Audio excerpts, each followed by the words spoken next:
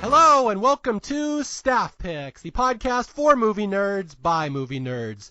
As always, I'm Mario Lanza, and I am your host on our journey through the movies out there that just need a little more love.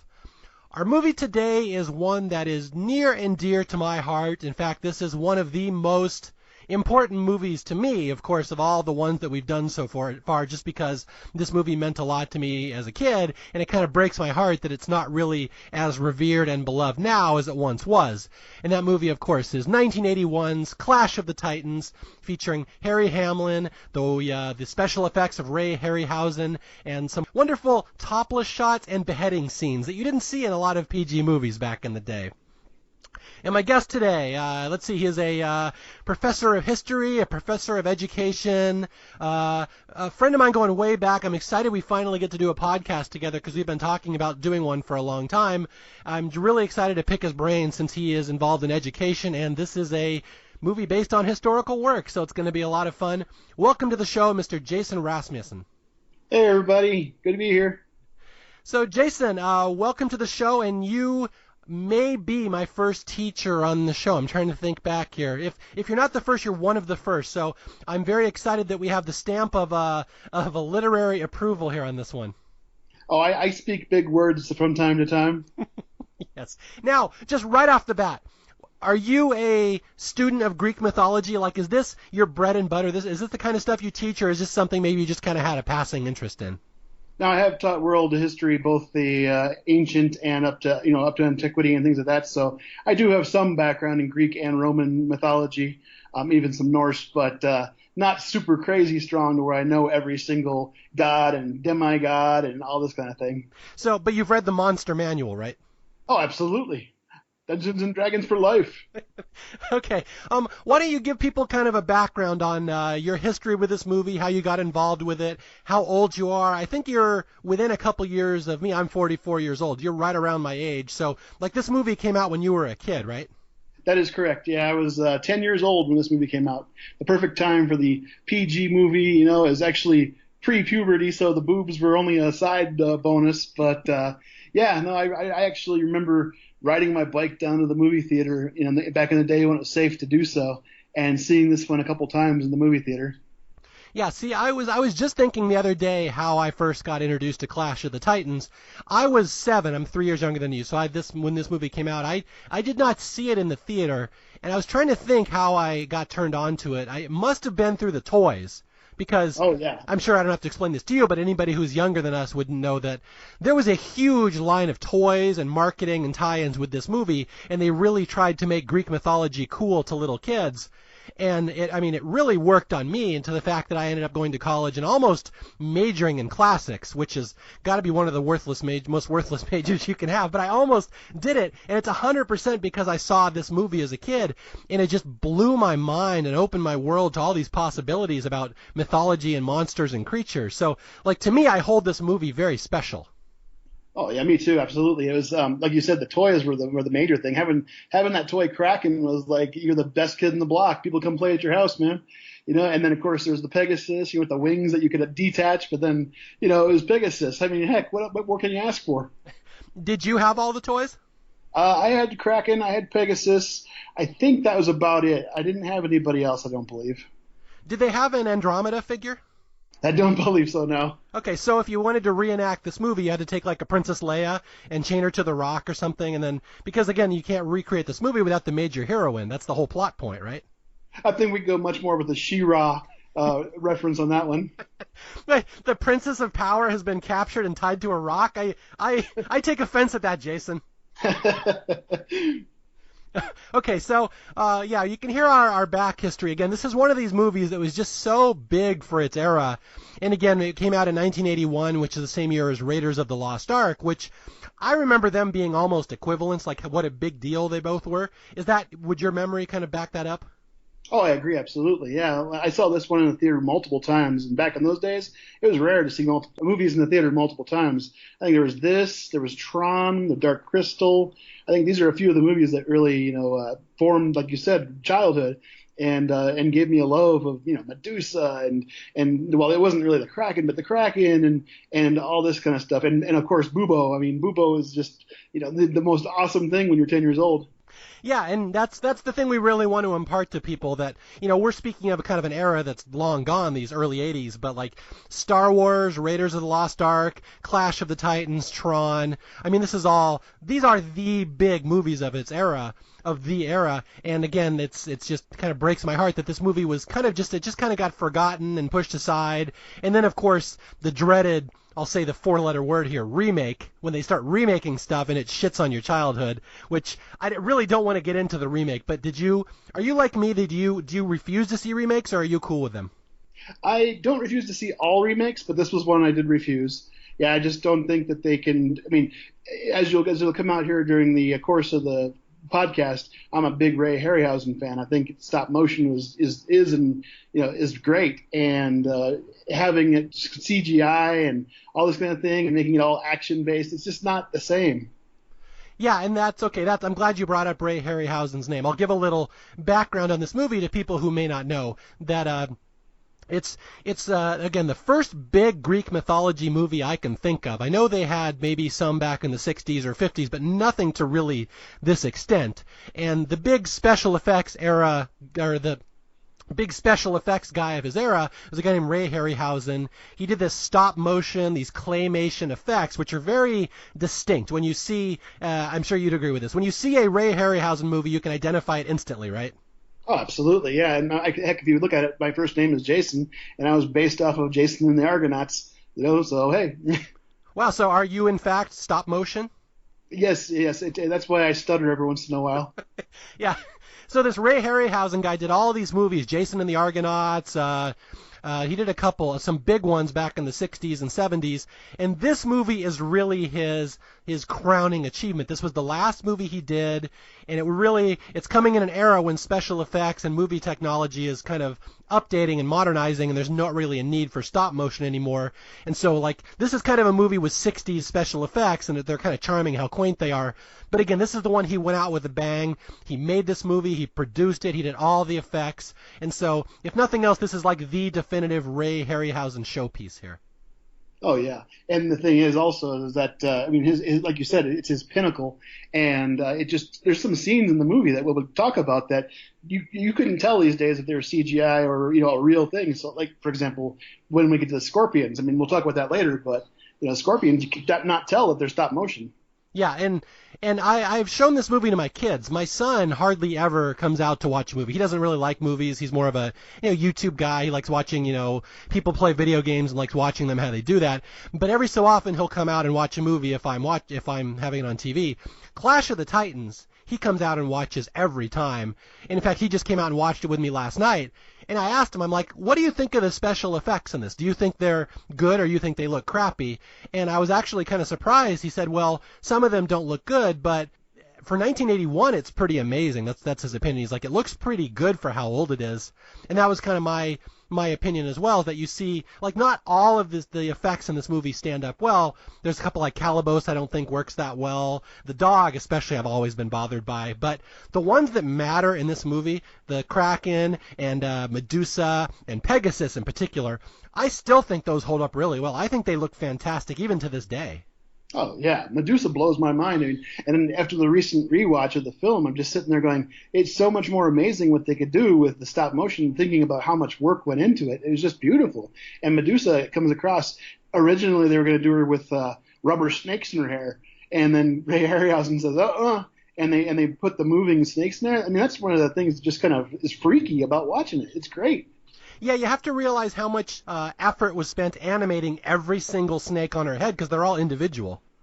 Yeah.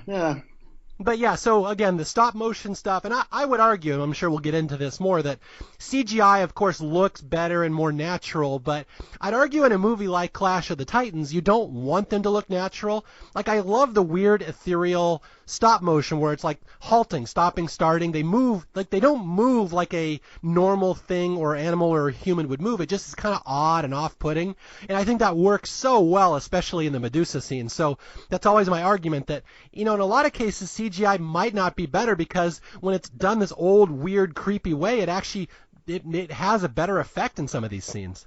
Oh yeah, absolutely. I mean, I'm a big proponent for the old school methods and things like this, just because there's so many movies with CGI in them where it's just you can see lifeless eyes, or things just don't move the right way, or it just doesn't seem like it fits on the screen.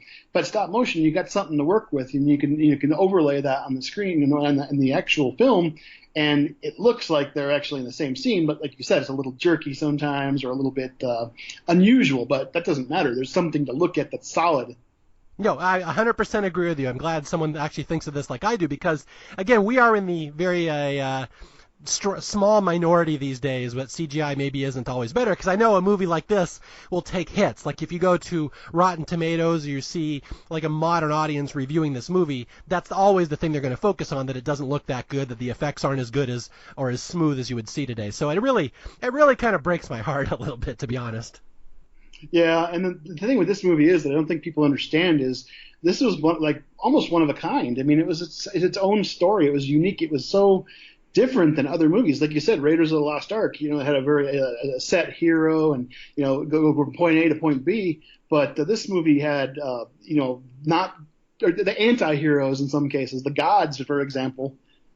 Yeah, okay. I have a story I have to tell, and it might stretch a little long here, but I want to really share with people why this movie means so much to me. Are you ready for my tale sitting around the campfire here, Jason?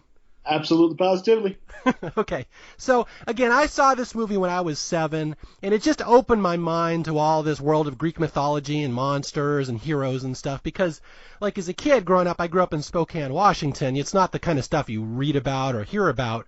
So this movie really opened my mind to this world, and I, like you, Jason, got big into Dungeons and Dragons around that era.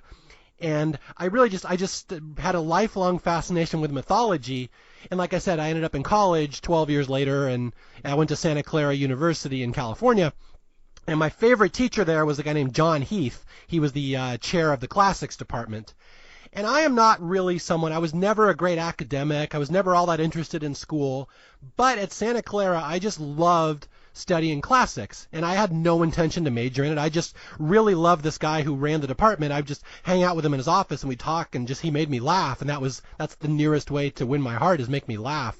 And so I just ended up taking a bunch of his classes, and I came within one class of double majoring and ended up with a classics major, which is just, again, not especially the most useful major to have. And here's the part of the story that you'll find interesting, I think, is that my classic professor hated Clash of the Titans.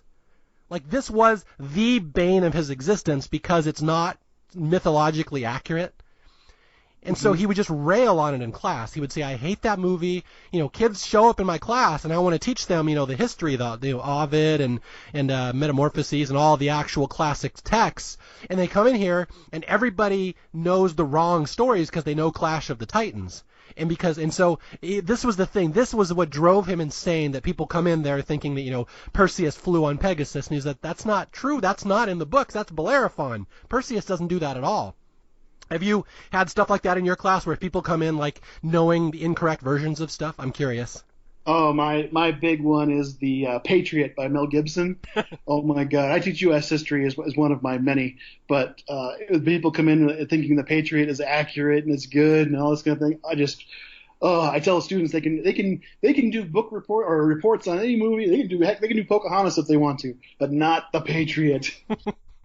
Yeah, so it's the exact same thing. This movie was the bane of his existence, and he would just go off on it in class saying how terrible it was and how much he hated it and how much it ruined mythology. And I'm a very meek person. I don't argue with people. I mean, it's almost impossible to see me argue with anybody in real life because I just don't do that. But I actually would argue with this guy in class, and I'd say, I'm like, half the people in your class are here because they saw this movie when they were 7 and it turned them on to Greek mythology. And he says, yeah, but it's the wrong Greek mythology. And I'm like, but it doesn't matter. It's the passion that led them into studying this in the first place. So, again, this is like the only academic argument I've ever been in my life. And I would not back down because again, that's why I was into classics. So that's one thing I want to get across to people, why this movie means so much to me personally and why I wanted to do an episode on it. Just because, I've fought this fight for years that despite its inaccuracies, this movie serves such a greater purpose in so many kids of that era. So I doubt John Heath is listening, but if he is, I just want him to know that I was right. I would agree with you, though. I mean, it's not necessarily the facts that have to draw you into a typical field or anything like that. It's the idea that this is some interesting and exciting stuff that really set a lot of people on not a path, but they read books about it. They, like you said, Dungeons and Dragons. Heck, Dungeons and Dragons. You mentioned the Monster Manual earlier. I know monsters from the Monster Manual, and parts of them are Greek and Roman and all this kind of thing. It's just because this movie influenced me on like that. And just something that you reminded me of just saying that right now. My daughter is a paleontologist. She studies paleontology in college right now. And I was just talking to her a couple weeks ago about Clash of the Titans, how, academics tend to hate this movie because it's not accurate. And she's like, oh my God, the other movie that's like that?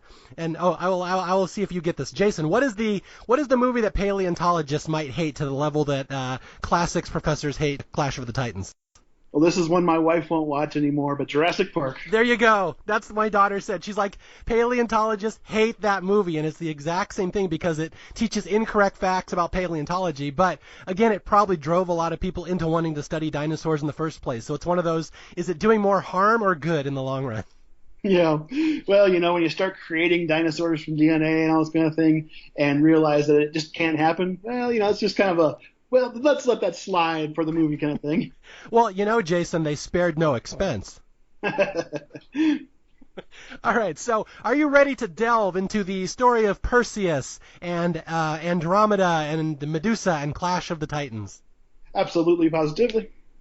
All right, so we open the movie again. This is all based on, again, we'll try to talk about this maybe more at the end, how much of this is really based on myth and how much they've made up for the movie. But for the most part, it is historically sound. We open with, what is the kingdom here at the start of the movie? It's Argos?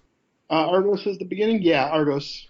Okay, so there's this king named Perseus, and he rules this kingdom Argos, and they don't explain it in the movie, but he has a daughter, and there's been a prophecy that one day his daughter's son is going to kill him and overthrow him. So rather than piss off the gods and kill this kid, again, this is a very common trope in mythology, that people are always killing their kids and grandkids.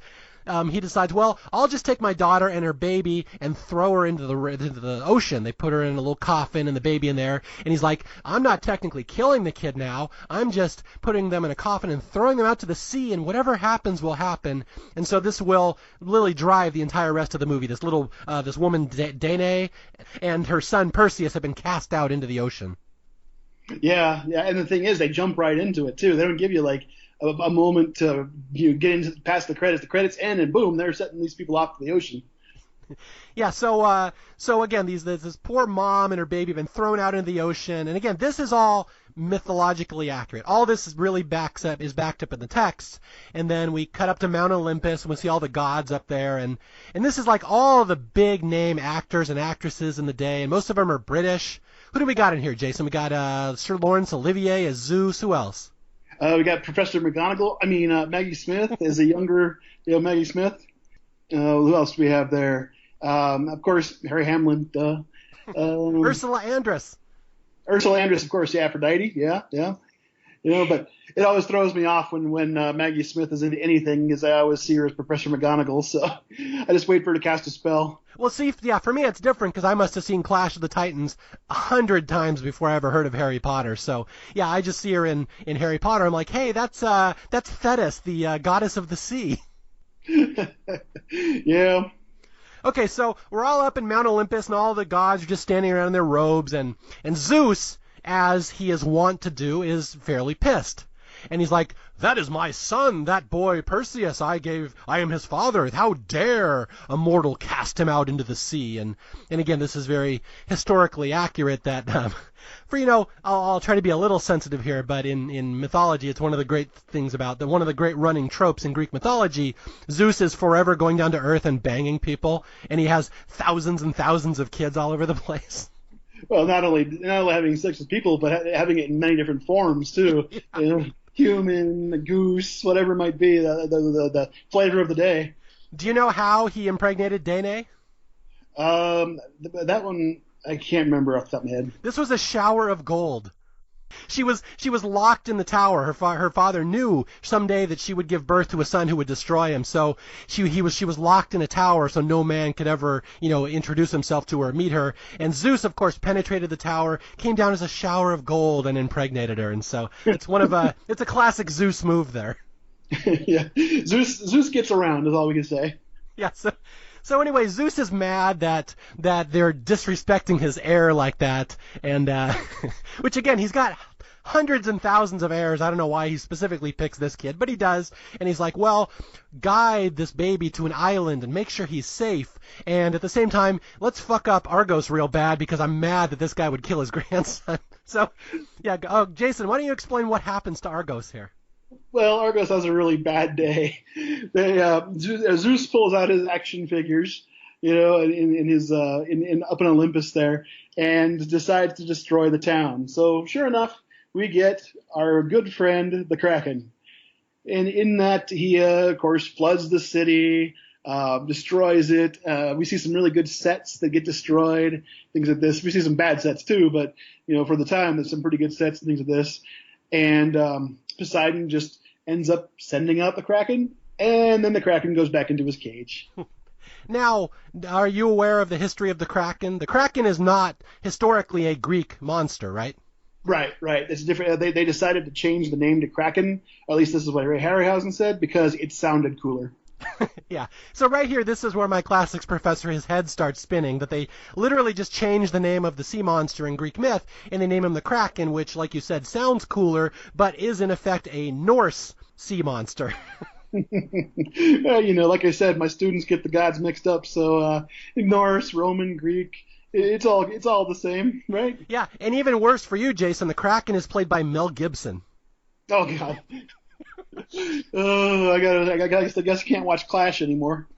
Yeah, so anyway, Argos is completely decimated by the sea monster, the Kraken, and apparently this is like the gods' favorite little sea toy. Whenever they want to destroy a town, they send in the Kraken. And again, this is the kind of thing you see over and over in Greek mythology. The gods love just being petty and just pissing people off. And so, yeah, we'll just destroy a city one day. Although, there's an especially neat part in this scene where Zeus has like these little clay figures of like every person on Earth. That's kind of cool. I always liked that. Yeah, like I said, there's this collection of action figures. Yeah. So not only does he destroy this dude Acrisius' town, he also pulls out the Acrisius action figure and like squeezes it and crushes it into dust in his hand. So Zeus is not messing around. You don't screw with his kids. Yeah, and the Acrisius death scene is quite fun. So anyway, that's Argos. So everyone's dead in this town other than this mom and her son, Perseus, who have been cast out to sea, and Zeus guides them gently to this this island in the middle of nowhere called Seriphos, and this is where we get this montage of Perseus growing up and his mother's breasts, and Perseus learning all these skills and his mother's breasts, and Perseus becoming a man. He becomes Harry Hamlin, and then there's some more breasts in there too. As for a part of the movie, I was waiting for Harry Hamlin to put a toga or something on. I was tired of seeing really white boy skin Harry Hamlin. Yeah, and again, we're joking about it. There's a lot of nudity in this movie, which is quite shocking for a PG movie. I don't remember this as a kid, and again, it's not like done like gratuitously where they're trying to like exploit people. It's really just like a mom breastfeeding her son and walking down the beach with her little boy. But it is kind of shocking when you realize this was like a little PG kids movie.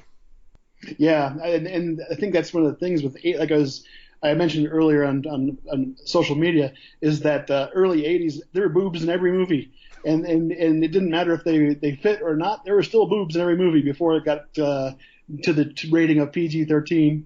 Yeah. It's one thing we were writing down or watching this movie and taking notes independently, and this is something we both focused on. Like, wow, there's a lot of boobs in this movie. Well, there's a lot of nips in the movie too, but not necessarily always good. Yeah, and they're not always good boobs because it's like Medusa later. Exactly. Topless Medusas, which is, again, I do not believe she was ever a centerfold. Well, maybe before becoming, but the other one, of course, the nips are on the good old Kraken. So yeah, I forgot about that. Yeah, we get topless Kraken, and he's also got abs at one point, which I love. A ripped Kraken. Okay, so we meet Perseus, our hero. Again, this is the little boy, and he grows up, and he's Harry Hamlin. And I guess we should talk about Harry Hamlin for a minute here. Harry Hamlin, very well-known actor in the 80s, especially. Very Greek-looking dude. Perfect choice to play this Perseus, this Greek hero.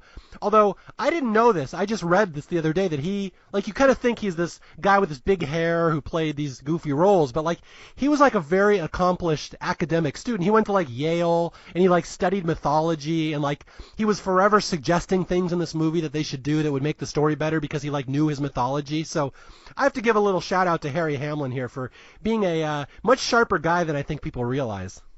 Yeah, interesting. I didn't know some of that. I think he did a great role as Perseus as well. Yeah, we'll get to it later, but he had a couple arguments with the producers over ways to portray things later. So, okay, so we meet Perseus. He's our hero, and now we're going to meet his arch enemy. This is Calibos. We'll go back up to Mount Olympus, and there's Zeus, and there's one goddess who just bickers with Zeus a lot, and this is Maggie Smith, McGonagall herself, as Thetis, the goddess of the sea. Yep. She gives every advantage to her son. He's a little bit entitled and indulged and all this, and problem is Calibos is he likes to hunt and crush, kill, destroy everything he sees. So when he ends up going out and killing the herd of flying horses, all except for one, and so he's banished by Zeus, forced to live as an outcast, basically.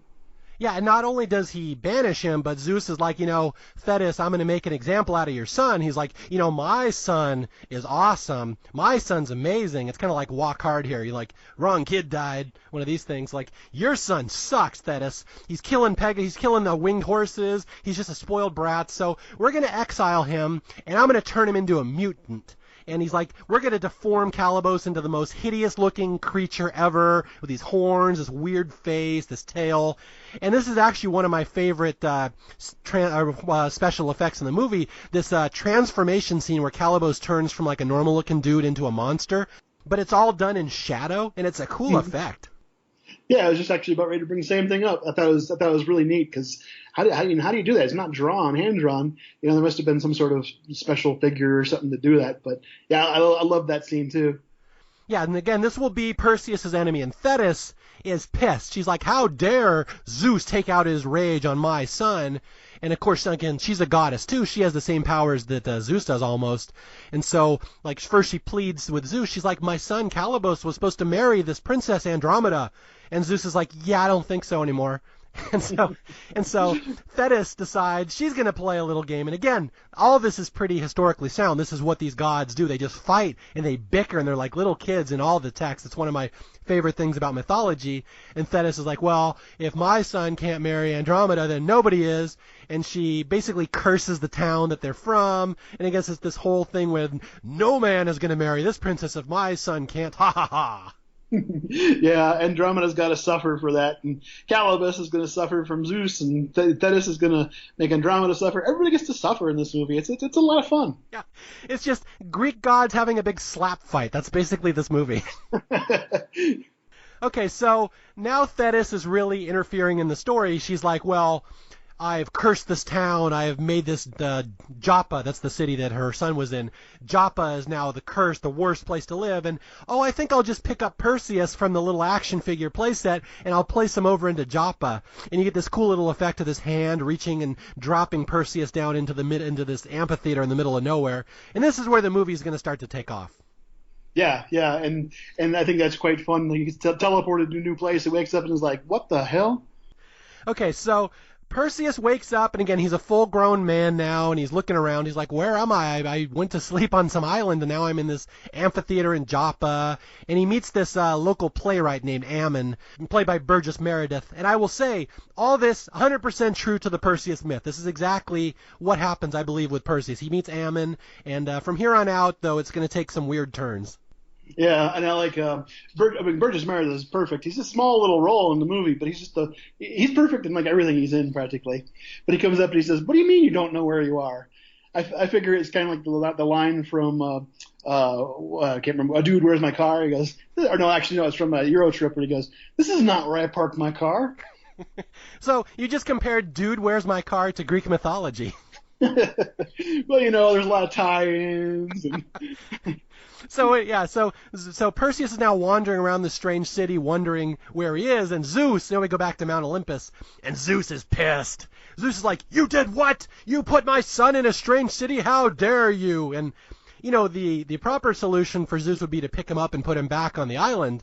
But Zeus, again, it's like they're just doing things for spite at this point. Now, Zeus is like, well, if you put my son in your city, how about we give my son all these magical weapons so he can stop you, Thetis? Yeah. So all the gods are given a task. He's like, give him a sword, give him a shield, give him a helmet. And so we get this big exposition scene where Perseus is wandering around and he finds all these magic items that the gods have bestowed upon him. And these are some of the big things. One of the big draws to the film again is just the fact that you get these mysterious, cool weapons and armor and all this kind of thing, and it's just kind of like, oh, I want that. I want that as my own.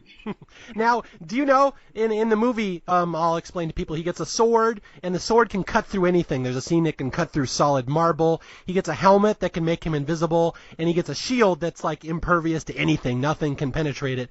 Do you know the actual metal that the sword is made out of? I only know this because I used to write this material into my Dungeons and Dragons games. I don't. I would assume maybe something from Olympus, but I don't know. It's called adamantine, which is adamant means permanent. It's like a permanent material that can cut through anything. So it's actually a mythology D&D term, adamantine, the sword that can cut through anything.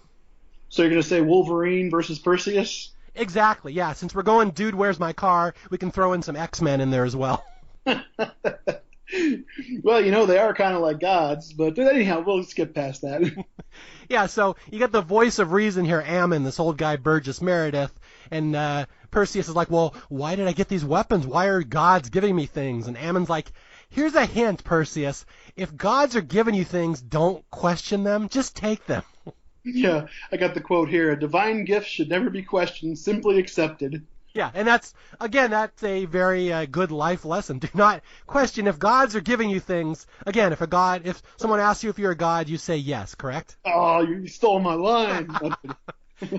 See, there's a reason I had you on the show. I knew we were going to agree on all this stuff.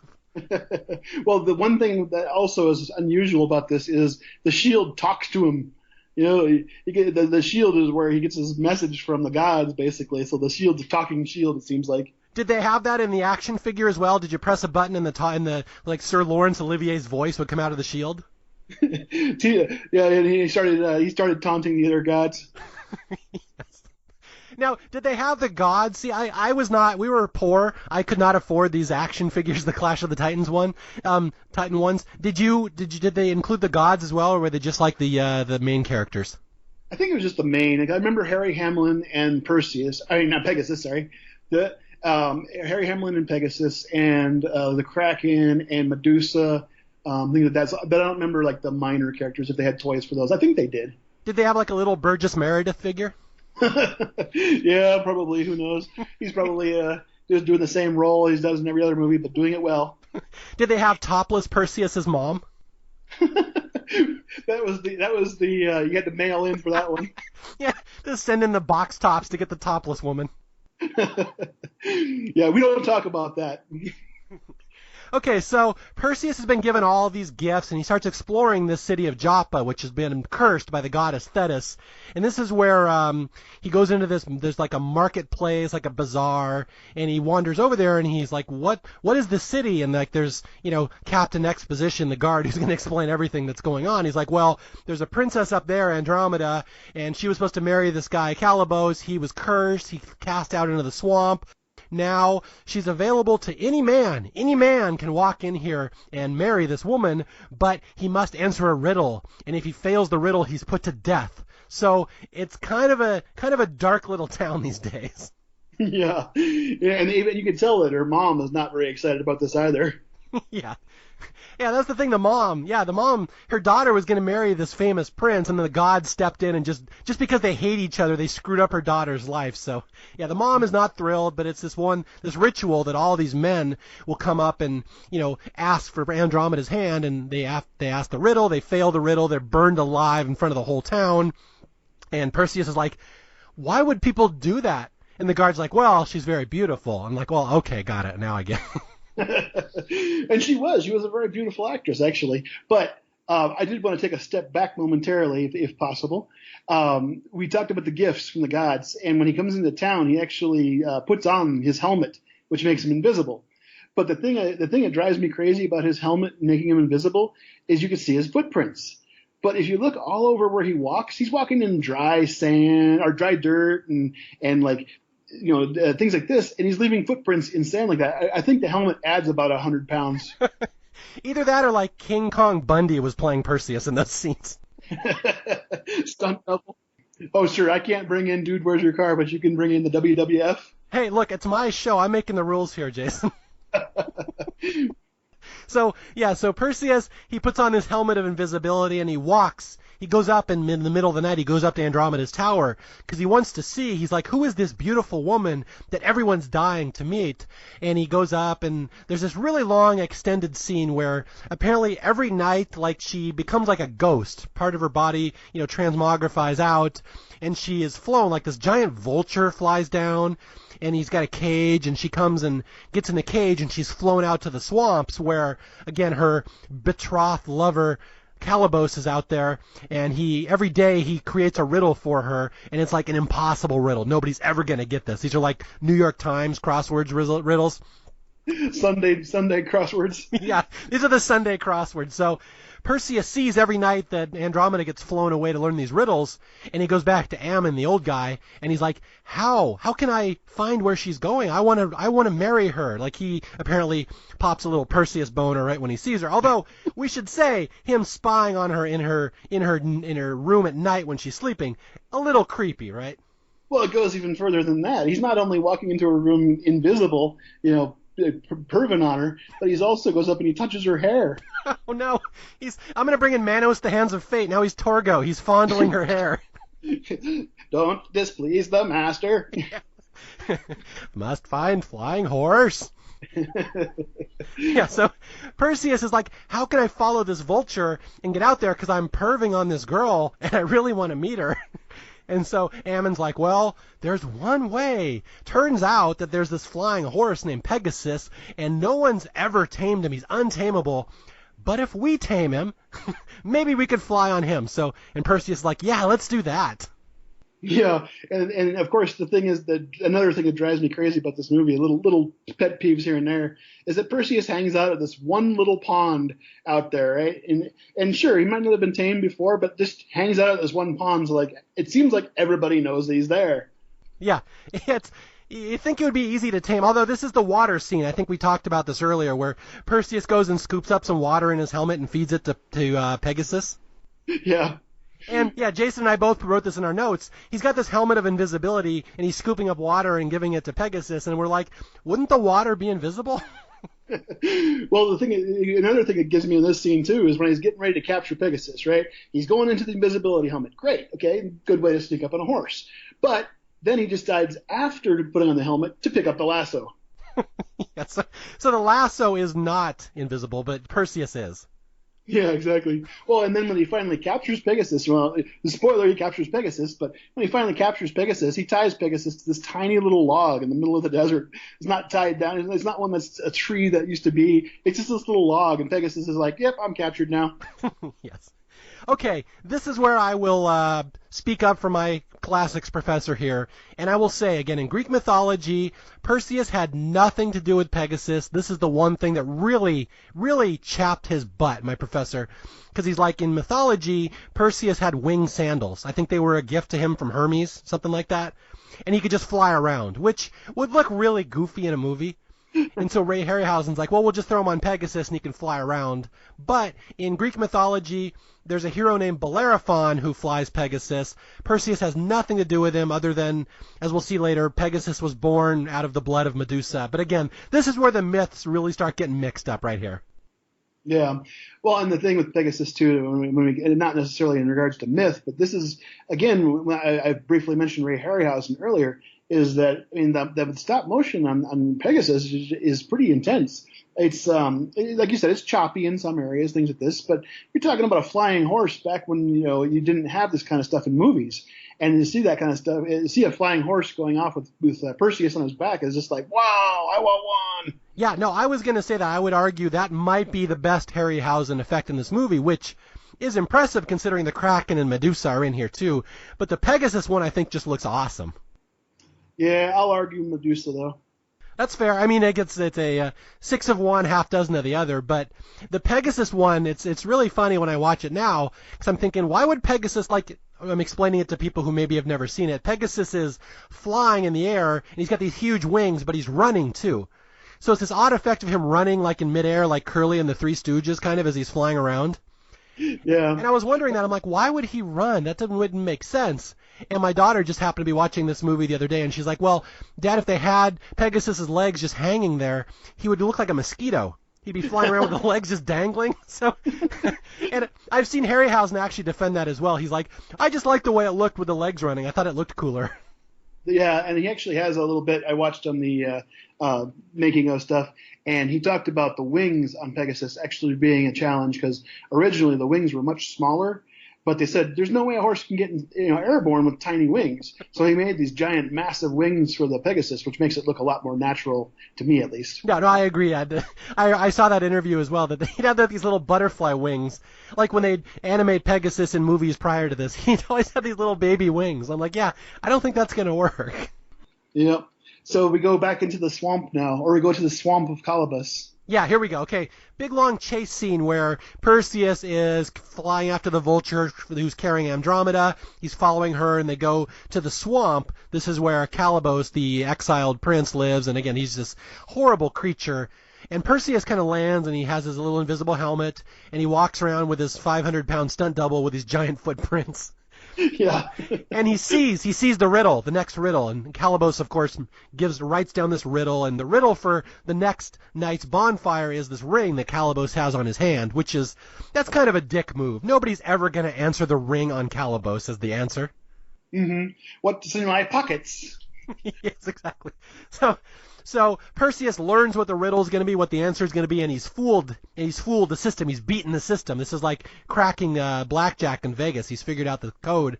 But before Perseus leaves, Calabos sees the footprints, the giant fat footprints walking away. And Calabos is like, somebody's watching me. And we get this neat little fight out in the swamp between Calabos. He sneaks up and attacks Perseus, and this is one of the effects right here I've always thought, even as a kid, I don't think it stands out that well, the animated Calabos. What do you think about him? I think it's better than what it could have been because originally, once again, I go back to the interview, is that originally they were going to do Calabos entirely stop motion. But then they got the actor for the close-ups and things like this. So I think the combination of the ability to have the close-ups and the stop motion, that's what kind of throws it for a little bit of a, not a loop, but just doesn't seem quite right. Yeah, again, it's a weird mix of, animation and real life. Yeah, but anyway, Perseus fights Calabos, and Calabos is much stronger than him, but Perseus has the magic sword. Perseus, he cuts Calabos' hand off, and in the fight, he ends up losing his helmet. Again, the most powerful, beloved item in the universe, this magical invisibility helmet. Perseus basically drops in the swamp and just decides not to look for it.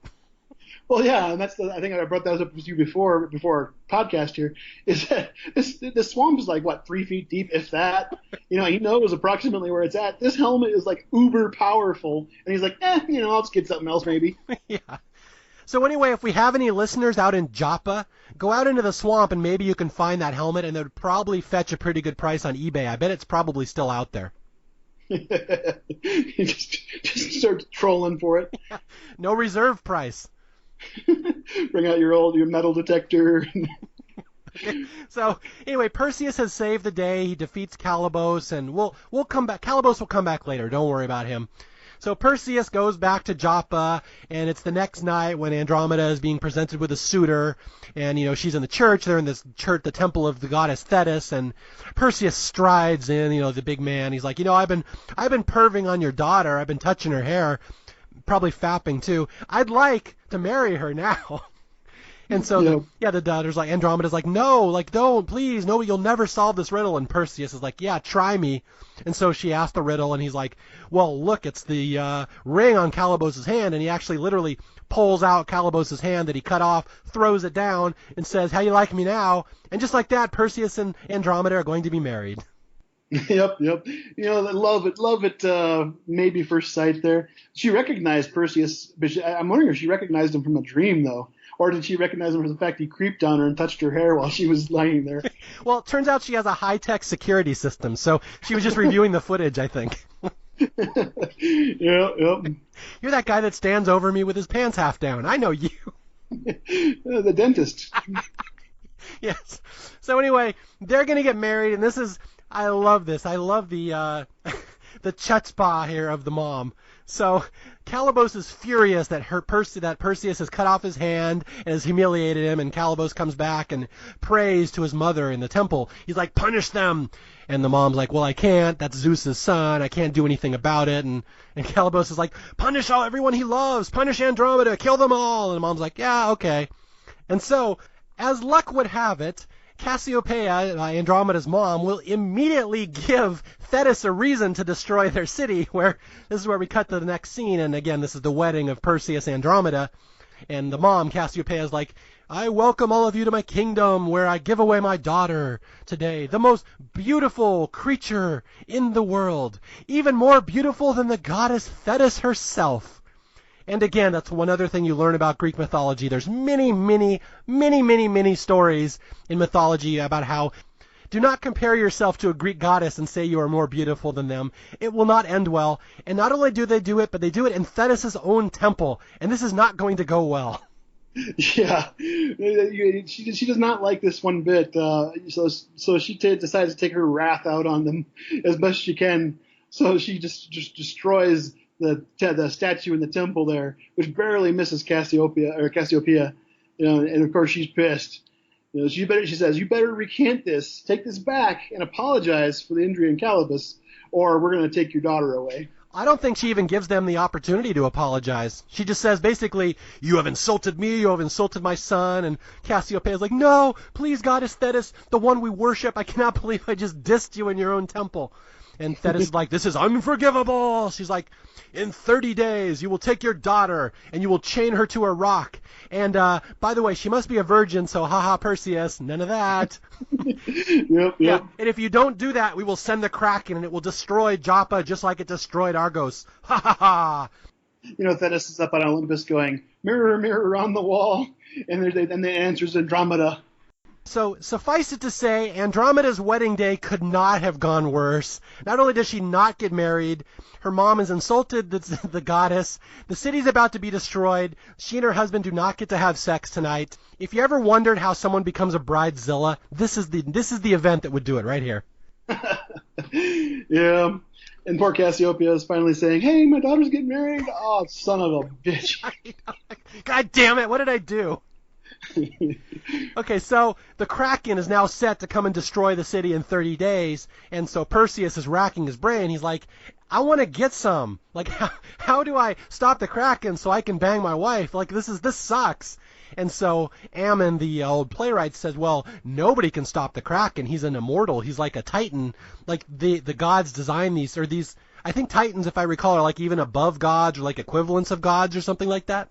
They can take them on. I'm not sure about their mortality, though. Okay, so it would be a good fight. We'll just say that. And so Ammon's like, it's no man alive knows how to stop this Kraken. And Perseus is like, but sex. And so Ammon's like, well, okay, so no man knows how to stop this Kraken, but maybe there's a woman who knows how to stop him. So this is where we start going into all the fun little Perseus myth. Oh, yeah. And of course, the good old Stygian witches are coming up here. The yummy, like to eat human flesh, really beautiful, lots of boobs, Stygian witches, right? No, there are no boobs. The boobs here would be bad.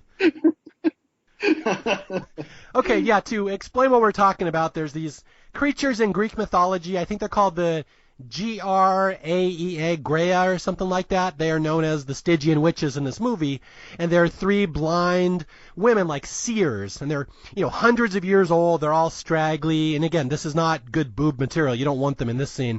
But they're blind, and they have stringy hair. And it's kind of a catch-22 when you have to go visit the Stygian witches because, A, they know everything. They're like the smartest women around. They're like the oracle almost. But B, they're cannibals and they eat you.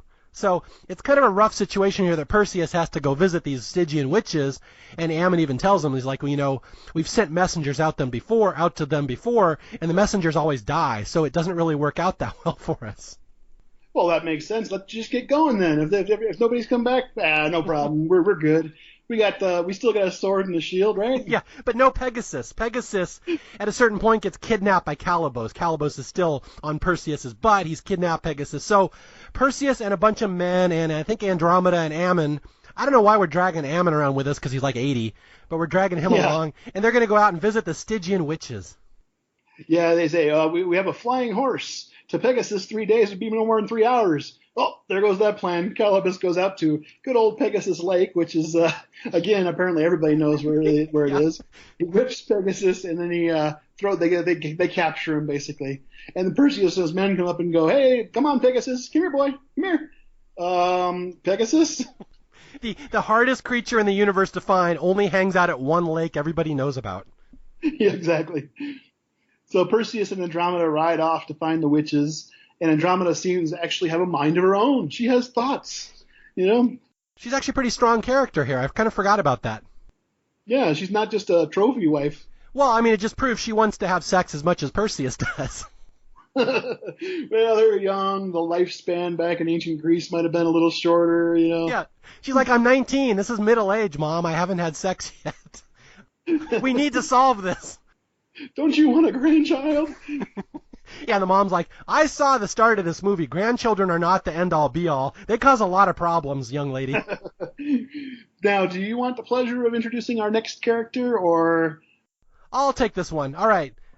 So Perseus and his men are wandering off through the no man's land trying to find these Stygian witches, and they're lost, and they're, again, up against the gun, because in 30 days the Kraken's going to come destroy the city. And so this is where Zeus, forever meddling Zeus, decides, I'm going to influence the story a little bit. And he's like, why don't we give Perseus a messenger? Why don't we give him some help from the gods? And all the other gods are like, no, how about not? And Zeus is like, yeah, but I think I'm going to. And so Zeus wants Athena, the goddess of wisdom, who forever has a little owl perched on her shoulder. This is the symbol of Athena in Greek mythology. Zeus is like, give him your owl. And she's like, fuck that, I'm not giving him my owl. So she goes to Hephaestus, who is the blacksmith of the gods, and she has him build a little mechanical owl, which is like a perfect representation of her owl. And this is where we meet Bubo the owl, who flies down this little mechanical R2-D2 looking thing, just kind of the comic relief of this movie. He's going to fly, and he's going to meet Perseus and their men, and he will again become the beloved symbol of this movie to many kids in the 80s. Yeah, no, that's one toy I remember I did have was Bubo. I didn't bring him up earlier, but Bubo was cool, man. Bubo was the little GPS of the ancient Greeks. Did Bubo have nipples on his toy? Under the feathers, man. Wait, were you perving on Bubo?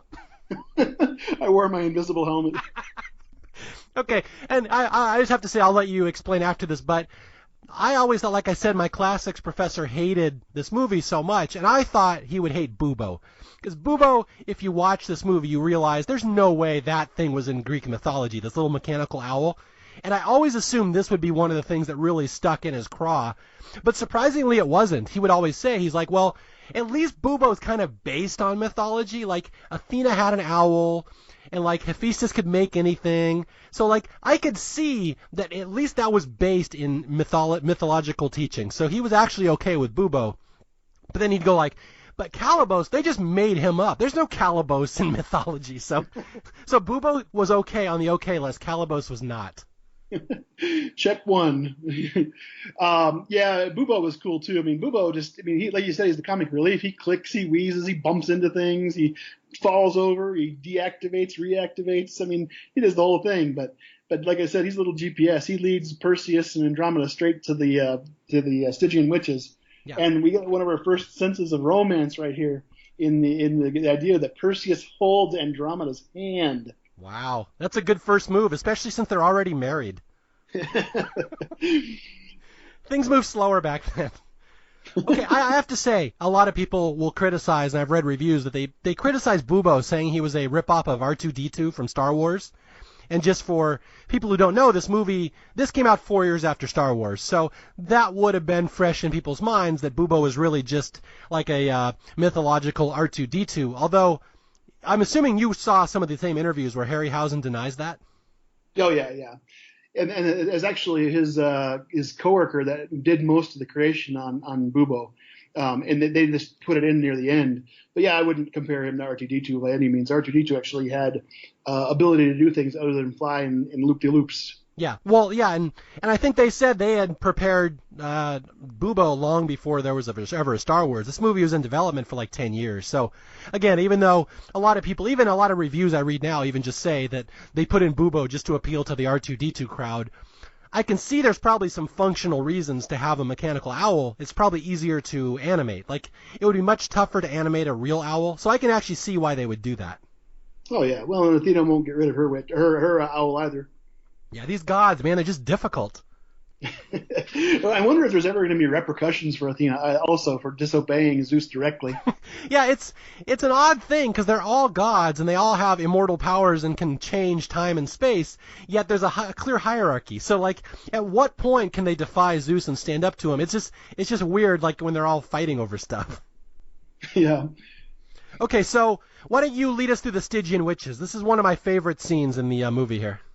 Oh yeah, I love the Stygian witches. Like you said before, these are three eyeless witches, and they do have some good makeup on them, makes them look like they basically have these just glossed, or not just these, dead eyes. They're covered, but they have a glass orb that allows them to see.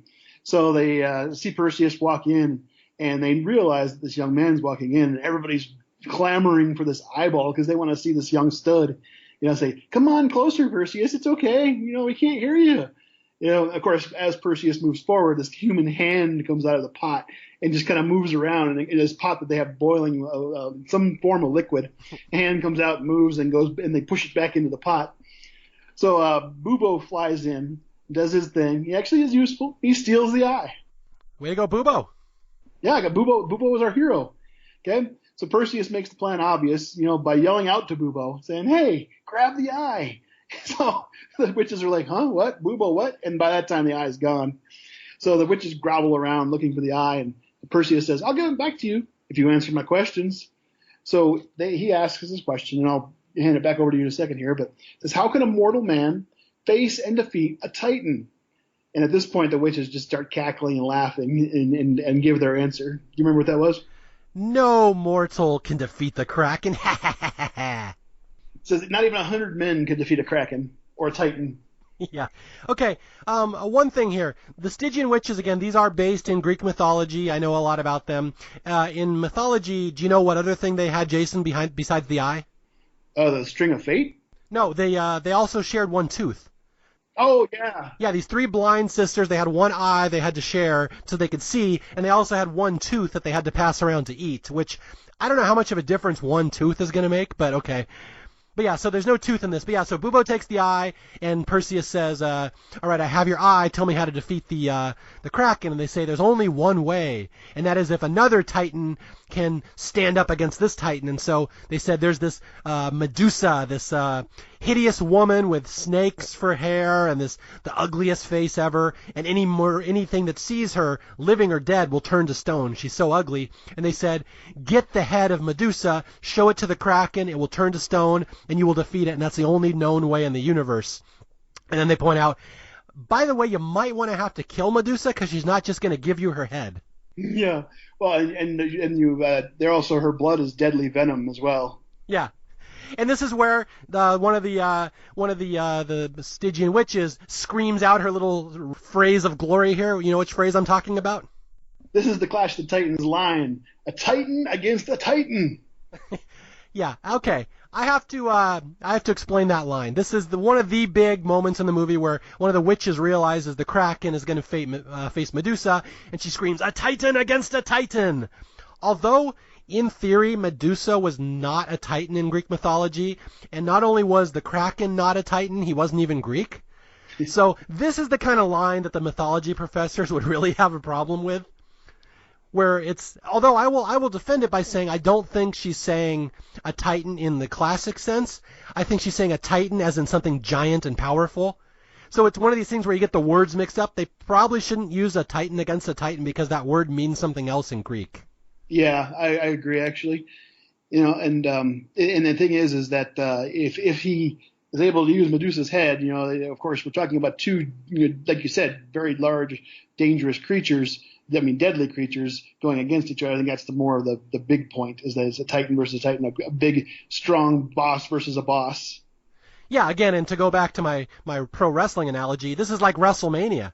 This is like Hulk Hogan against Roddy Piper here. This is a big moment for them. Man, WWF, I used to watch this stuff. Same time I watched these movies. Okay, so here we go. We are about to meet Medusa, and Medusa is one of the biggest characters in this movie, maybe the biggest character, and they go into her backstory, and this is the one that really cracks me up with Medusa. I'll say this because I have the mythology background. I know her story. In real life, or in mythology, again, I don't know how real life that is, but in mythology, Medusa was a beautiful maiden, and at a certain point, Poseidon, the god, decided he was going to have sex with her, so he takes her to a god's temple and he rapes her inside the temple. And what happens is, again, this is Greek mythology, perhaps not the most progressive place around. The gods are angry that Medusa had sex in a temple, not to mention that she was raped. They don't care. They just were mad that she had sex in a temple. They think it was disrespectful. So they basically slut-shame her, and they turn her ugly. This is the story of Medusa, where they're giving her snakes for hair and the hideous face, and this is her punishment for daring to have sex and be raped in a temple. And it's a very dicey story. One could argue that she basically could have started the Me Too movement, that Medusa would have been a perfect founder for that. She did not go over well her story. But in the movie, they soft pedal it a little bit here, where Ammon is explaining what happened to Medusa, and he's like, "Oh, Poseidon seduced her in a temple." And I'm like, it's not quite the same word, but I like that you softened it a little bit. But again, the whole story is the same, that the gods slut-shamed her and turned her into a beast. So this is the story of poor Medusa, who should have a little more sympathy than she gets. Well, it is PG, seduced has got to be used. But yeah, it was in Aphrodite's temple was what they did in the movie and stuff. So you can see why Aphrodite might be a little upset. I think the moral of the story is that you don't want to make the gods do anything petty. Don't piss off the gods in any way, shape, or form. Yet she wasn't mad that Poseidon raped somebody inside her temple? The god? Or in the original one? Yeah, I mean, in the myth, Aphrodite, they take it out on Medusa. What happened to the god who raped her? Like, did he just get a slap on the wrist? Is that how that worked? Well, it was a different time back then, and Zeus is floating around, just spreading his seed. Okay. So anyway, we'll get off that subject. But this is the story of Medusa. She lives out in exile on this island all by herself. She's just hideous. Nobody can look at her. She's so ugly, you'll turn to stone. And when they do meet her, we're going to meet her in a couple minutes, it is a really cool effect. And I would argue the first horror movie that a lot of kids might have seen of that era. This is a legitimately scary horror scene when we see Medusa. Oh yeah, I mean Medusa, like I mentioned earlier, this is one of when you argue for Pegasus, I'll argue for Medusa. I mean, she's just the way she moves and just the way she looks and everything like this. This isn't what I would picture Medusa as normally, but from there on out, I always pictured her this way, with the snake body and the head with the snakes coming off of it, and this hideous glare and all this. And she moved, like you said, this is a great example of when the stop motion works really well because she's creepy looking when she moves. Yeah, she just does not move based on the law of physics. It's just one of these things, you kind of have to see it if you've never seen it before. Again, most people my age know this movie. If you're younger, you've never seen the original Medusa scene. It's just so weird and ethereal and just off-putting. It's just jerky and awkward. And okay, let's get up there. So Perseus learns he has to go slay the Gorgon Medusa and cut her head off. Oh, I should point out in Greek mythology there were 3 Gorgons, but in this movie there's only one. Did you know that? There's 3 of them? I did. Yeah. So Perseus has to go, and she lives on the Isle of the Dead, and they go to this river, and it's like the river Styx, and they have to cross it, and this is where we meet Charon, the ferryman for the dead. A really cool effect in the movie. He's this ferryman that takes people, their souls, back and forth to the afterlife. And again, this is all based on Greek mythology. This part's all pretty realistic. Even my classics professor would admit this whole segment of the movie is really cool. The Charon scene, and what do? They give a coin to there's like a skeleton dude to ferry them across the river. Mm-hmm, yeah, they go across the river. They normally bring to the land of the dead, which is what confused me. So it makes me question: is Medusa dead, or do they just want to shove her away somewhere so far away that she couldn't cause chaos?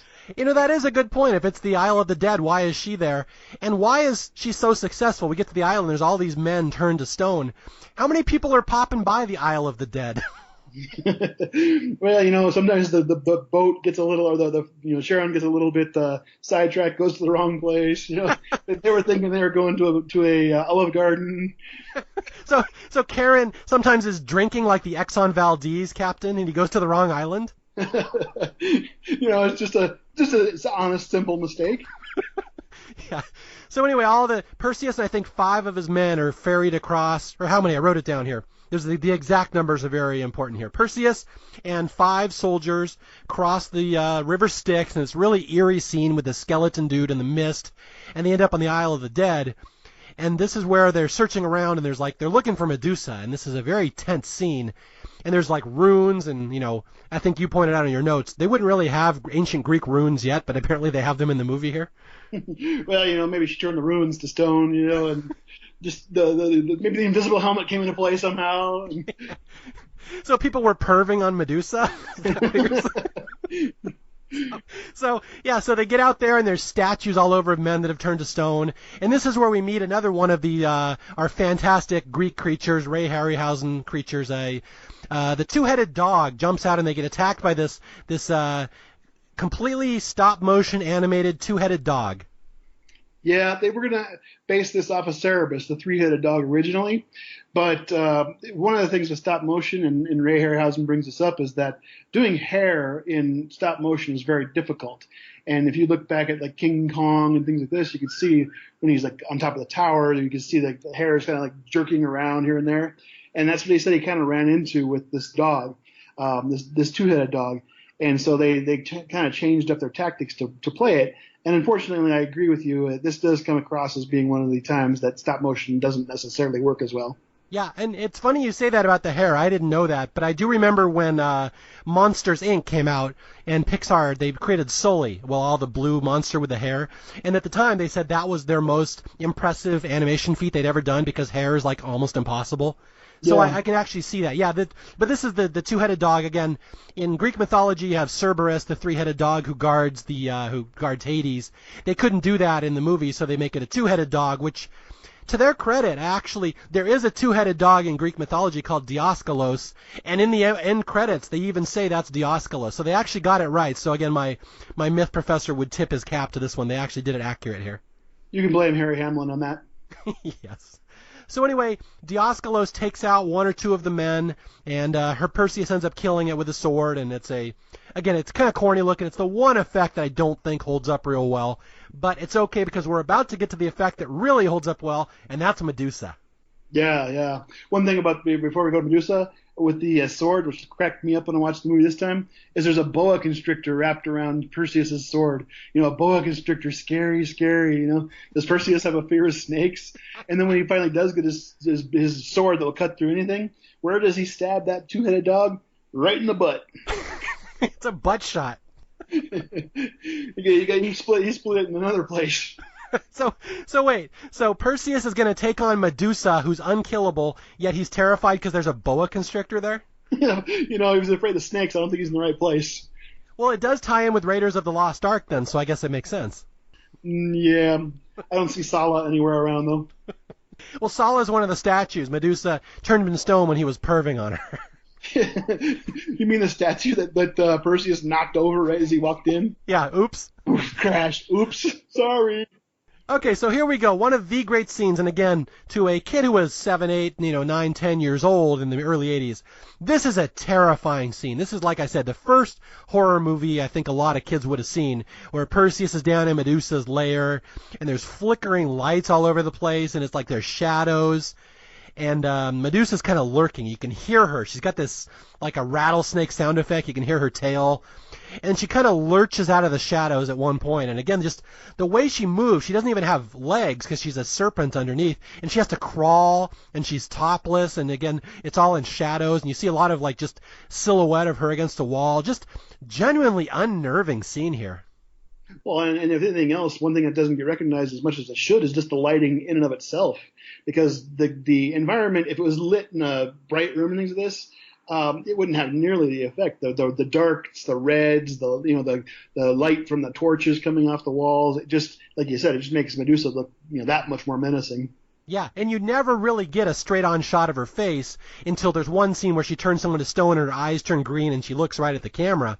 And I could not have been the only kid alive at 7 wondering if I was going to turn to stone at that moment. I'm like, this sucks. Like, Stone, I don't want to see her face. But yeah, they hide her face. It's really impressive.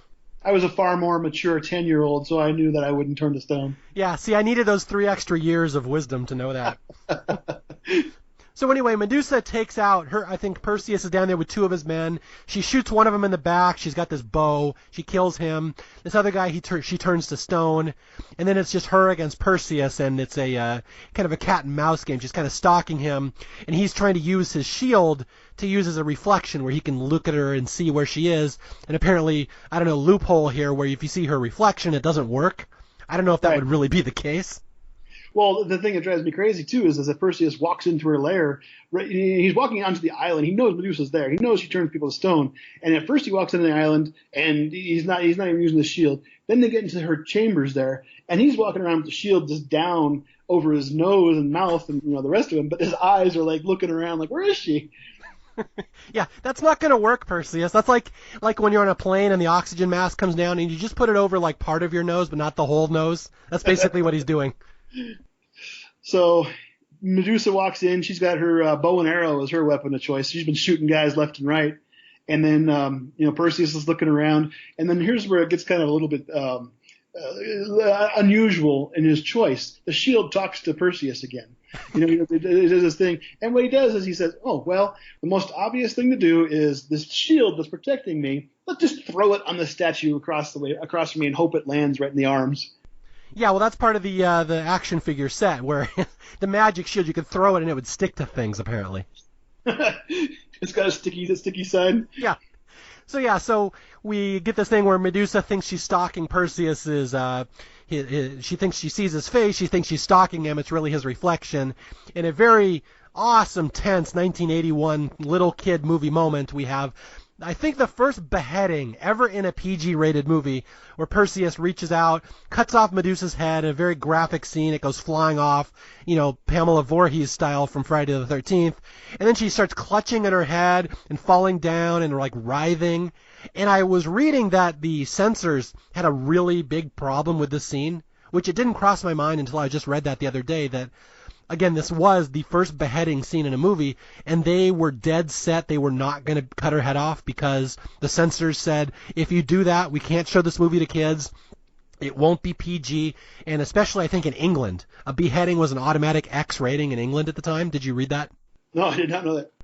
Yeah, so apparently what happened is Harry Hamlin, like I said, he was a big mythological buff, and he was the one that said he really fought for this. He said, why even give me a sword if I'm not going to cut her head off? And B, if I have to hold the head up to, the Kraken, well, how am I going to get the head off the body? Like, you have to behead. But I think the producers were going to have him kill her with the shield. That was their plan. And Perseus really Harry Hamlin really dug in his heels and said he refused to because it was not befitting of the Greek myth. So we really have to give Harry Hamlin's knowledge of mythology and just kind of being an ass of just digging his heels in that, why we got this awesome moment here. I would definitely say thank you to that. Yeah, so he cuts off the head and he holds it up or puts it in a bag and he walks outside, and I will give another Harry Hamlin trivia moment that I just read, that Apparently, there was some famous statue at the time back in Greek mythology called Perseus holding up the head of Medusa, and Harry Hamlin like owned a replica of it or something. He was a big fan of it, and he's like, I want to recreate that statue. I want to walk outside, and I want to hold this head up to the camera, and it's going to be this really cool moment. And the producers were like, no, we don't have time for that. We don't have the budget. We're not going to do that. And like, again, he like threatened to walk off the movie because they wouldn't do his scene. And so basically, I don't know if you read this, that he pulled a cameraman aside one day. He's like, just me and you will go out. It'll take 5 minutes. Just film me walking towards the camera and holding this head up. And he did. And again, it became the iconic shot of this movie, all because Harry Hamlin just and his love and respect of Greek mythology. That and the fact that Harry Hamlin was basically being a Greek god and just saying, this is the way it's going to happen. Yeah, he had the power. They'd filmed 80% of the movie. But yeah, but I've read that he was kind of difficult to work with, but that's one of the stories that sometimes difficult produces good results. And so we get this iconic shot of Harry Hamlin walking to the camera, holding up Medusa's head, and he has slayed her. And again, just one of these really great scenes of early 80s cinema. Yeah, that's one of the iconic. I mean, the whole Medusa scene, for me, I mean, the movie is fantastic in and of itself, but the Medusa scene is what really makes it, pushes it over the top as being one that I'll always remember and holds a special place for me.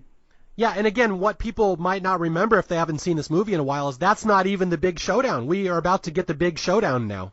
Between Perseus and the scorpions? Well, okay, we'll jump ahead. Okay, I'll let you describe the scorpion scene. I will say, when I was a kid, this next scene is Calibos' last stand. He's going to create these giant scorpions. They're going to fight Perseus.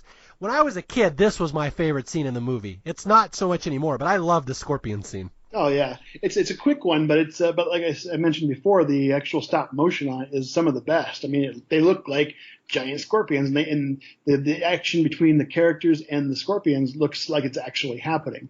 But yeah, we get out of Medusa's chamber. Of course, Perseus has the head in a cloak because the cloak has been magically transformed because it has touched the eye of the Stygian witches, and so it won't drip the blood and things like this. So they go out, no one's watching. It's sleepy time, and who shows up? A good old Calibos. And Calibos comes in with his fork hand, because we're now, after his hand's been chopped off, he decided to replace it with a serving fork. And he goes to reach for the head in the bag, stabs it with his hand, and blood starts oozing out into the ground. So what you get then is you start seeing these little maggots on the ground, little bugs, and then they start turning into scorpions. Bubo is off doing his own little thing. Scorpions start growing bigger and bigger and bigger. Bubo realizes something's going on. This wise old owl sounds the alarm. And what does Calibos do but go ahead and whip him and drop him in the water? And of course, Bubo is metal, so it's like, okay, he's out for the moment. Yeah. But the group hears the alarm. They get up. They see the giant scorpions, and it's time for the battle. And Calibos is again trying to cause mayhem and make sure that the wedding doesn't happen, or the freeing of Andromeda doesn't happen. So he whips their horses, sets them free, stops Perseus from returning home in any kind of speed, and the scorpion battle begins. And again, this is some great Ray Harryhausen, stop motion. Yeah, no, this is a great scene, and I loved it as a kid. It's these 3 giant scorpions fighting Perseus and his 2 men, and in the back there's Calibos like whipping people and trying to knock them off balance so the scorpions can kill them. And again, when I was a kid, this is the first time I'd ever heard of such a thing as a scorpion, and it quickly became like my favorite animal in nature. I didn't realize it was a real thing. I mean, I wasn't that smart. So so I love the scorpion scene, and again, later there was a video game about 2 years later called Pitfall, which also had a scorpion. Remember the scorpion in that one? Absolutely. Yeah, so between that, this is the golden age of scorpions in movies. And so, yeah, the scorpions end up killing 2 of Perseus's men. Perseus ends up killing them, and then at a certain point he kills Calibos as well, where he flings his sword into Calibos, and we get this particularly gruesome death scene for a PG movie where Calibos writhes in pain and falls forward on the sword. Again, kind of Jason Voorhees style in Friday the 13th final chapter, where he falls face forward on the sword. But so Perseus has killed everyone, but really he's the only person left. It's just him and Bubo and the head of Medusa, and they have to get back to Joppa to save Andromeda and defeat the Kraken. And so I'm just going to skip forward a little scene here where Bubo has to go fly and find Pegasus and retrieve Pegasus. It's kind of a silly scene. I don't like it that much, but it all sets the stage for the last scene of the movie, the big showdown, a Titan against a Titan. Yep. And then we get back to Joppa, and things are getting prepped up, and we get some more.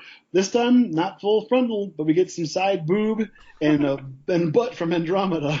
Yeah, this is like Happy Death Day here. I'm going to die today, so I have to be bathed and prepared by my handlers because I'm still a virgin. So yeah, they have a whole long shot of her being bathed, and you get full-on back nudity of Andromeda. So just to finish off the movie with a little female action here.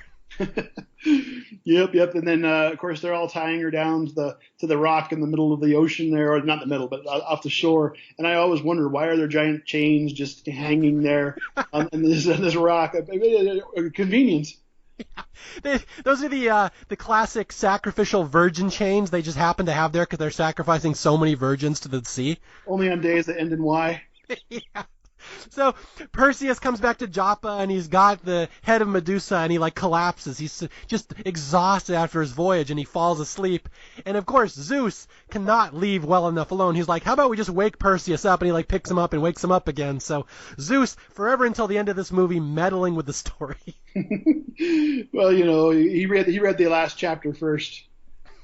Yeah. So here we go. Great set piece. Just so much awesomeness in this last scene. We have Andromeda chained to the rock, and all of a sudden this Kraken pops out of the water, and again he's just massive. And I was just reading some great reviews of kids from the 80s when they watched this movie for the first time, and they're all writing their thoughts of it, and somebody said, I think I dropped a load into my pants the time the Kraken popped out of the water for the first time. He was so scary. Well, yeah, and we don't get a good view of him in the first scene with Argos. We only get a little bit of him, basically coming out, and is really, hidden, which is great. Now we finally get the full-on four-armed, giant creature, climbing over the rocks, and it's just like, whoa. Yeah, he's cool. And again, for anybody who grew up in the era, you'd know this was the giant toy of the Clash of the Titans set, the Kraken. Just this massive, six-armed, kind of looks like the creature from the Black Lagoon a little bit. And again, he's just one of the big signature Ray Harryhausen creatures here. Just pops up out of nowhere. And Andromeda's like, oh, crap. And even as a kid, you're like, oh, crap, this dude's going to eat her. Light snack. Yeah, so here comes Perseus flying on Pegasus. They've retrieved Pegasus, and here he comes, and he's got the head of Medusa in his bag, and it's this great moment, like a little chase scene where the Kraken's about to eat Andromeda, and he gets distracted by Perseus flying around, and the Kraken swipes a hand at one point, and Perseus goes flying into the water. He goes crashing down, and the Kraken knocks Bubo out of the sky. Bubo gets knocked down, and so Perseus ends up on land, kind of near Andromeda, and this is his last moment where the Kraken's coming to eat him and Medusa, and again, and Andromeda, and again, nobody can defeat the Kraken. He's undefeatable. He's what is the word? Immortal. And this is where Perseus has his one move. He opens his bag, holds up the head, and take it away, Jason. Why don't you explain the end of this movie, and especially the fact that the Kraken has abs here, apparently. Yeah, the Kraken do even lift. The Kraken's been working out, apparently. But yeah, Perseus rips out Medusa's head.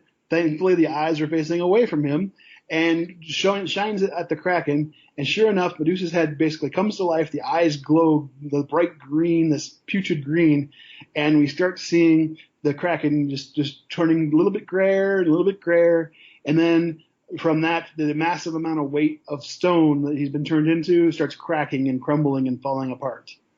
So it's Medusa versus the Kraken. The Kraken gets stoned, and then of course he decides, well, it's a good idea. Let's put this away.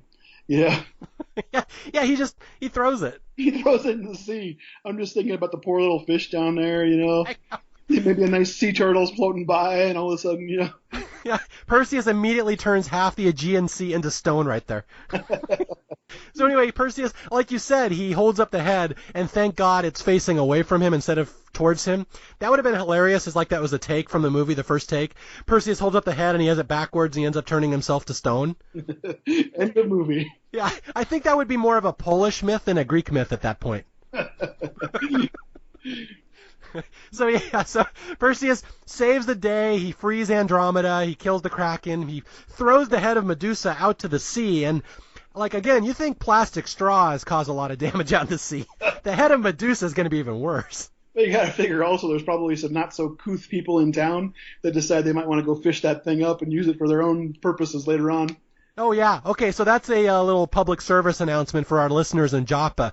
You can go find the helmet. Don't look for the head. That would be bad. Please don't find that head. I don't want to be held responsible. So everything is good. We basically get Andromeda and Perseus. He frees her, and he gets a hug. Yeah. Happy wedding night. Here's a hug. Well, they were holding hands. Now they're hugging. Perhaps after 5 or 6 years of marriage, he'll be able to kiss her. Well, he might go back and look for that invisibility helmet after all. Yeah, this is like The Man with Two Brains. I already did a show on that where she's just going to hold out even after their marriage. Yeah, so I'm not sure they ever actually consummate the marriage, but good for Perseus. He's saved the day. Andromeda saves the day. And we end with basically Zeus up in heaven telling Thetis, nah, I won, you lost, ha ha. And he's like, from here on out, I forbid any meddling in Perseus's life. He's like, I win. Yes, I'm Zeus. Drops the mic and he runs out of the room. Well, the other thing I like about this too is that they justify this. They say that humans will always be the epitome of cowardice, sloth, and mendacity, and will never be able to threaten the gods. Yeah, so Zeus is like, I made the story happen. I'm awesome. They suck. Yay, gods. Go team. Yeah. And that's the end of the movie, and then we get a little voiceover from Ammon that all the characters in this movie were later transported into the heavens and became constellations. And we see, I always love these constellations, which look nothing like the creature they're supposed to be, but we're just supposed to squint and say, oh yeah, that's kind of a horse. Oh yeah, that's kind of a wing. Oh yeah, that's kind of Medusa's boob. Remember, we didn't have high def back then. Yeah. And with that is the end of the movie. And like I said, the introduction to Greek mythology for an entire generation, maybe multiple generations of kids, where they learned about this stuff from this movie. And it was such a big deal. And again, this inspired so many kids to play Dungeons and Dragons and, go into classics and write fantasy stories and stuff like that. So again, I just cannot say enough about how important this movie was for its era and how it needs really recognition on shows like Staff Picks to remind people of that, I think. I agree. And heck, I still play Dungeons and Dragons, so hey, we run into these creatures every once in a while. But one last thing I wanted to bring up, which we didn't touch on, just a real small thing, is that the main theme from the movie, the main music theme, is one of those ones that sticks with me, over time. It's only one theme. The rest of it's, forgettable. But the main intro credits and exit credits are the theme that is very solid.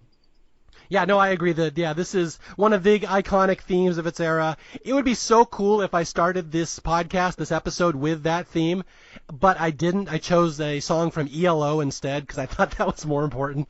But anyway, I'll end with something in here at the end of in the stinger at the end. We'll go out with the Clash of the Titans music that I think is, it's one of these really, if you hear it, you'll obviously, if you saw this movie as a kid, you'll recognize it instantly. It's one of the most famous songs of its era. Yeah. I've enjoyed this conversation. This is one of those films, like you said, that it's part of my childhood, and one thing I'll always remember. And I will never in my life watch the CGI version of this film due to lack of interest and due to the fact that this movie was just great as it was. Yeah, and I did see the remake. Again, I hate even talking about remakes. I vow I will never ever do a remake on Staff Picks. I just hate the concept of them. I saw it. It's okay, but it just does not have the magic of this original one. And one of the things I think that's so neat about this original one, why, is because it's like not played comedically. This movie is played so earnestly and straight, even though it's the goofiest stuff going on sometimes, but they believe in the material so much and they commit to it that's why I think this movie just endures so well. And I've heard other people say well, they just watched it recently after not seeing it since the 80s, and they were surprised how well it holds up. And I think that's because they commit to it so well and they just go with it. Yeah, and that's what I recognized in my rewatch too. I expected it, but I didn't expect it as much as I did. That the fact that it holds up. I mean, the animation, and again, this could just be also because I'm a huge Ray Harryhausen fan, but the animation is really cool and different and unique, and it just feels right.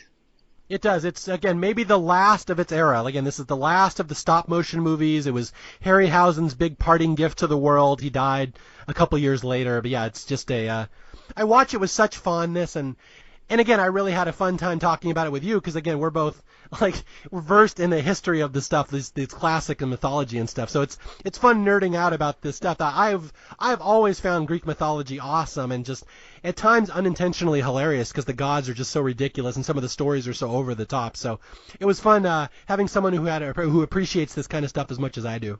Yeah, I agree. It was a pleasure talking with you here. This. All right, Jason, again, I just want to thank you for joining me. I want to thank everyone for listening. Again, this is Staff Picks. My name is Mario Lanza.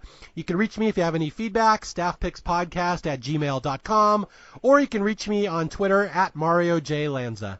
And until the next time I talk to you, I will be out there searching for more underrated or underloved movies, and I will try to find somebody interesting to come on and talk about them. I'll talk to you guys later. Stay away from those gods' temples and don't do anything bad in there. Bye.